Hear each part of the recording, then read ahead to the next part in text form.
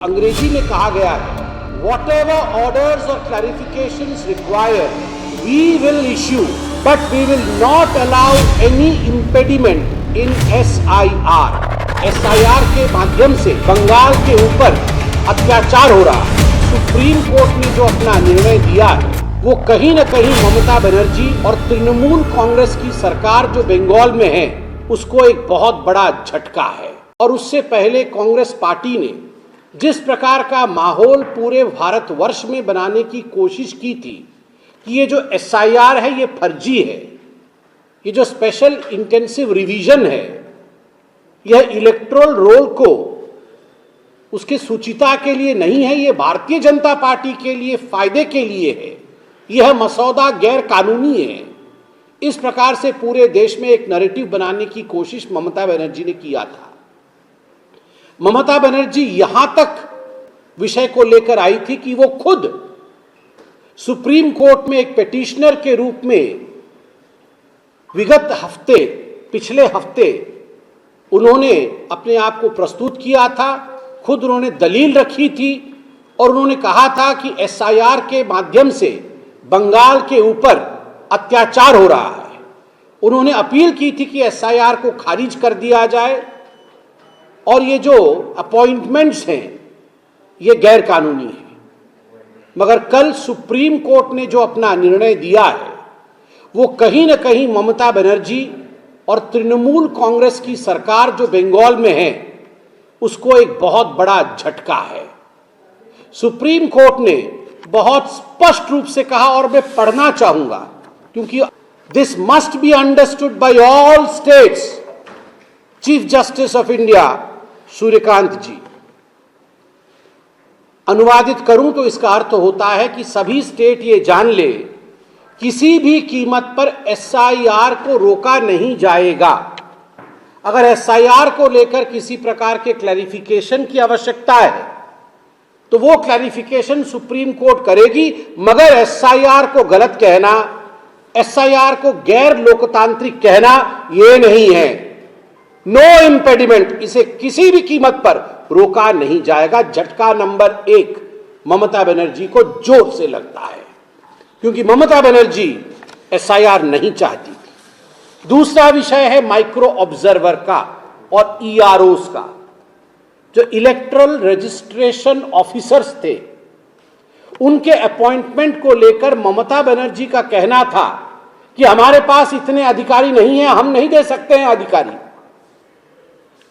कल supreme court ने स्पष्ट शब्दों में कहा कि आज जब मैं खड़ा हूं लगभग 1:30 बजे हैं, आज 5 बजे तक till today 5 PM 8,505 group B के अधिकारी अपने DMs को, डिस्ट्रिक्ट मजिस्ट्रेट्स को जाके रिपोर्ट करें और ड्यूटी में ज्वाइन करें। अर्थात एक तरह से ममता बनर्जी को झटका लगा है कि जो ममता बनर्जी कह रही थी कि हम ऑफिसर नहीं दे सकते हैं, अब वो सूची लेकर जमा कर रही हैं और 8,505 ऑफिसर अब नियुक्त किए जाएंगे। सुप्रीम कोर्ट ने भी कह दिया कि देख लो भैया, ये जो ऑफिसर नियुक्त किए जा रहे हैं ये राजनैतिक रूप से काम ना करे, राज्य सरकार इनको भड़का करके कोई काम नहीं करे। इन सब विषयों पे नजर इलेक्शन कमीशन ऑफ इंडिया रखेगी और इलेक्शन कमीशन ऑफ इंडिया को अगर लगता है कि प्रलोभन के अंतर्गत, डर के अंतर्गत या इनकेपेबिलिटी के अंतर्गत ये ऑफिसर काम कर रहे हैं, तो election commission of India directly इनके खिलाफ कड़ी कार्यवाही कर सकती है। तो ममता बनर्जी जो ऑफिसर्स को डराने धमकाने का काम कर रही थी या सोच रही थी, वो भी नहीं हो सकता है। तीसरा विषय माइक्रो ऑब्जर्वर्स को लेकर बड़े स्पष्ट रूप से सुप्रीम कोर्ट ने कहा माइक्रो ऑब्जर्वर्स रहेंगे। माइक्रो ऑब्जर्वर्स अपने असिस्टेंट रोल में रहेंगे, वो असिस्ट करेंगे और EROs के साथ मिलकर वो काम करेंगे असिस्टिंग रोल में। चौथा सबसे बड़ा विषय है, सुप्रीम कोर्ट ने कहा कि ये जो फॉर्म नंबर 7 होता था ऑब्जेक्शन का, ऑब्जेक्शन मतलब क्या होता है? मतलब ममता बनर्जी की TMC के किसी विधायक ने 20 लोगों का कि इनको आप वोटर कार्ड में जोड़ो, एक फॉर्म दिया। पिताजी की उम्र आपने देखा होगा, पिताजी का उम्र है 25 साल और बेटे का उम्र है 15 साल। पिताजी का उम्र है 24 साल, बेटे का उम्र है 17 साल। मतलब 5 साल में, 6 साल में कोई पिता बन गया है, 10 साल में उसके 5 बच्चे हो गए। तो ये सारी जो खामियाजा थी उसके खिलाफ जो जागरूक नागरिक हैं, अवेयर सिटीजन्स, उन्होंने ऑब्जेक्शंस दिया। ये कैसे हो सकता है? पिता का उम्र 25 साल, बेटे का उम्र 15 साल, 16 साल, ये संभव नहीं है। तो इसको इलेक्टरल रोल से हटाया जाए। ये फॉर्म 7 में दिया जाता है। जब फॉर्म 7 में ये दिया गया तो ममता बनर्जी ने बुला के अपने सभी नेताओं को कहा, जला दो फॉर्म 7, जला दो। ऐसे ऐसे गड्डी बना के फॉर्म 7 को जला दिया गया था। चकुलिया याद करिए, फरक्का वीडियो का याद करिए कहानी। यहां सब फॉर्म 7 जलाए गए थे। सुप्रीम कोर्ट ने संज्ञान में लिया और कहा कि खबरदार, फॉर्म 7 की सुनवाई होगी, स्टैट्यूटरी तरीके से सुनवाई होगी। अगर जिसने कंप्लेंट किया है, कंप्लेनेंट उपस्थित भी नहीं होता है तो भी उस कागज का महत्व है। उस कागज में अगर कंप्लेंट किया गया है तो सुनवाई करना नहीं चलेगा, सुनवाई करनी पड़ेगी। और अंत में सुप्रीम कोर्ट ने डीजी पुलिस, वेस्ट बंगाल के डीजी पुलिस को कहा है कि आप हिंसा रोकने में नाकाम है, इसलिए आपको हम शो कॉज करते हैं। डीजी पुलिस को शो कॉज किया गया है और कहा गया है पर्सनल एफिडेविट सबमिट करिए, पर्सनल एफिडेविट, कि आप हिंसा रोकने में क्यों नाकाम है। तो ये केवल डीजी पुलिस को एक तरह से शो कॉज नहीं हुआ है, ममता बनर्जी को शोकेस किया है सुप्रीम कोर्ट ने कल कि आप वायलेंस रोकने में अक्षम हैं और पर्सनल एफिडेविट दीजिए। डीजी पुलिस तो ममता बनर्जी के नीचे काम करते हैं, तो डीजी पुलिस को शोकेस होने का अर्थ होता है कि शोकॉज हुआ डीजी पुलिस, चेतावनी दी गई डीजी पुलिस को। इसका अर्थ है सुप्रीम कोर्ट ने चेतावनी दिया है ममता बनर्जी को कि आप फॉर्म 7 जला नहीं सकते हैं, आप इलेक्शन में जो ऑफिसर्स इन्वॉल्व है उनको धमका नहीं सकते हैं, उनको मार नहीं सकते हैं। उनका जीवन महत्वपूर्ण है, उनके जीवन की रक्षा करना आपका दायित्व है। अभी मैं पार्लियामेंट में सुन रहा था, न्यूज में सुन रहा था, ये अभिषेक बनर्जी कह रहे थे हम इम्पीच कर देंगे, हम सीईसी को हटा देंगे, इम्पीच कर देंगे।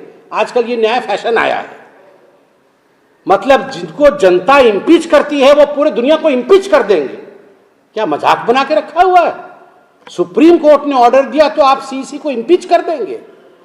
ऐसा नहीं होता है। लोकतंत्र में कानून के हिसाब से, आईन के हिसाब से, लॉफुल तरीके से देश चलता है। ममता बनर्जी जी, एसआईआर को लेकर सुप्रीम कोर्ट ने जो कहा है, अंततोगत्वा आपके देहुड़ी पर सारा का सारा प्रश्न वहीं रुकता है, जवाब आपको देना होगा। मैं आशा करता हूं कि जिस तेवर के साथ, जिस अंदाज के साथ आप दिल्ली आई थी और सुप्रीम कोर्ट ने आपने जेरा किया था, अर्थात आपने केस को लड़ने का प्रयास किया था, उसी प्रकार का आप मादा दिखाएंगी और आज प्रेस कॉन्फ्रेंस करके जो सुप्रीम कोर्ट ने कहा है उसका जवाब देने का हिम्मत भी करेंगी। कोई प्रश्न हो तो अवश्य पूछें। संसद की ओर वापस लौटते हैं, वहाँ काम नहीं चलने दिया जा रहा है, लेकिन 2007-8 में हमने एक सीन देखा था जिसमें राहुल गांधी बैठकर चाइनीज पार्टी के चीफ के साथ सोनिया गांधी और मनमोहन सिंह और आनंद शर्मा के प्रेजेंस में एक एमओयू साइन कर रहे थे। उस एमओयू के बारे में कुछ बता पाएंगे आप? देखिए, मैं तो इतना कहना चाहता हूं कि राहुल गांधी जी का व्यवहार और कांग्रेस पार्टी का व्यवहार इस सदन में जिस प्रकार का रहा है, ये हिंदुस्तान की जनता टीवी के माध्यम से देख रही है। मुझे खुद एक सांसद के रूप में न केवल दुख लगता है, मगर मैं शर्मसार महसूस करता हूं कि सदन में ये सब हो रहा है। सदन में जो पार्लियामेंट के अंदर जो माननीय प्रधानमंत्री की कुर्सी होती है, उस कुर्सी पर आज नरेंद्र मोदी बैठे हुए हैं, उससे पहले मनमोहन सिंह जी बैठे थे। उससे पहले वाजपेयी जी बैठे थे, उससे पहले अनेकों नेता, अनेकों दल के नेता बैठे थे। वो कुर्सी किसी पार्टी की नहीं, वो कुर्सी भारत के लोकतंत्र के सबसे बड़े मंदिर सदन की गरिमा की कुर्सी है। अभी हमने भारतीय जनता पार्टी द्वारा रिलीज किया हुआ वीडियो और मीडिया में चल रहे उन तमाम वीडियो को देखा है, जिन वीडियो में कांग्रेस पार्टी की कुछ सदस्यां किस प्रकार से बैनर लेके प्रधानमंत्री जी के कुर्सी की चारों तरफ घेराबंदी कर रही है, घेराबंदी कर रही है। और मैं देख रहा हूं, चाहे अश्विनी वैष्णव जी हो, चाहे गिरिराज जी हो, चाहे किरण रिजिजू जी हो, अर्जुन जी मेघवाल हो, सभी बड़े नेता हाथ जोड़कर विनय कर रहे हैं, निवेदन कर रहे हैं हमारी बहनों से कि ये उचित नहीं होगा। This seat, this place is not just for the prime minister, this means India's prime minister, this is a coveted post. आप इसकी गरिमा को समझिए। हम भी सत्ता से बाहर बहुत वर्ष रहे हैं, अधिकांश समय भारतीय जनता पार्टी ट्रेजरी मंच में नहीं बैठी है, ऑपोजिशन में बैठी है। आप याद करिए, कभी राजमाता सिंधिया, कभी सुषमा स्वराज जी,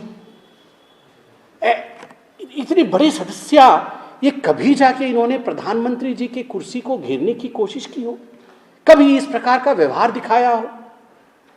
राहुल गांधी जी के इशारे पर प्रधानमंत्री की कुर्सी के चारों तरफ घेराबंदी करने की कोशिश करना, प्रधानमंत्री जी के अहित करने की चेष्टा करना कि अगर वो हाउस में आते हैं तो हम कुछ ना कुछ ऐसा करेंगे जिससे उनका अहित होगा, ये कैसी सोच है, ये कैसा सोच है? आप खुद सोच के देखिए। मुझे लगता है पूरे हिंदुस्तान को सोचना होगा।